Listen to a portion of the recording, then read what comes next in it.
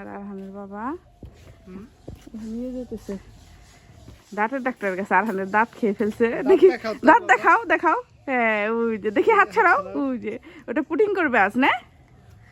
হ্যাঁ ব্যথা পাবা না? হ্যাঁ কি জি হ্যাঁ। ওই যে বোন, আল্লাহ হাফেজ। কিসে যাবা বাবা? আসো রাস্তাতে যাই। আরহানকে নিয়ে যাচ্ছি, আতিকাকে রেখে যাচ্ছি। কিসে যাবো বাবা? সিএনজিতে না হুন্ডায় যাবা?